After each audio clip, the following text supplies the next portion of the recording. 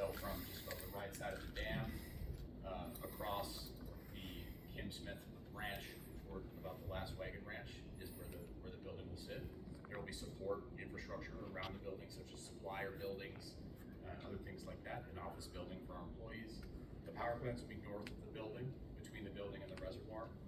In terms of what you're going to be able to see, it's about a 3-story building, 60-foot roof height estimate. Again, we haven't finalized the designs for it, but based on the setback to Highway 30, the topography, the height of the trees, we believe that this facility it'll be slightly visible from various properties, and that's not something that we're going to be able to completely prevent.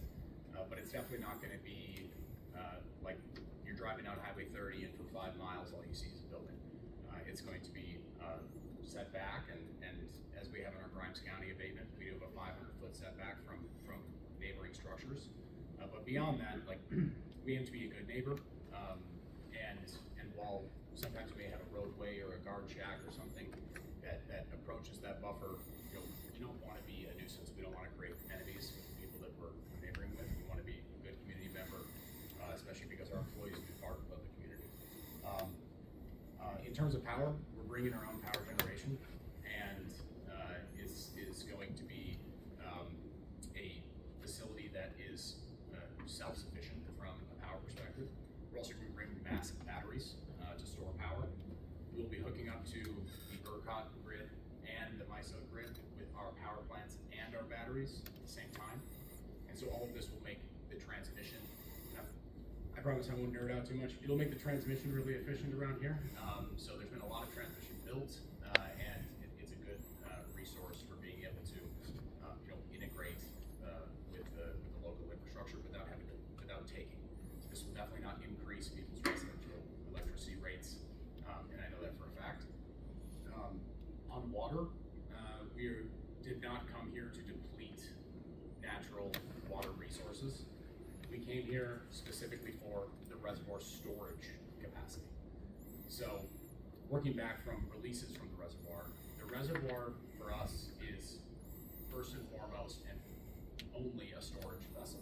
So, there's about an 83 square mile drainage basin that drains into the reservoir naturally. So all the rainwater that's captured in that basin goes into the reservoir, and our goal is to retain as much of that water that we can use for useful processes as we possibly can.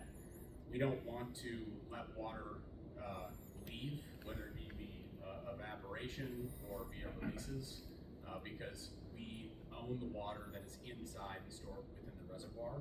We have nothing else.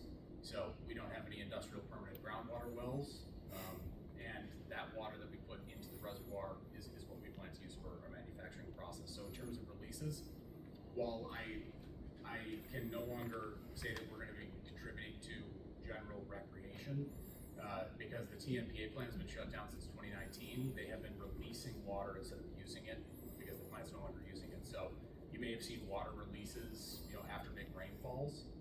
What will happen now is our water has a priority date of 1977. There are big water users on the Brazos River Authority system downstream that have higher priority than us.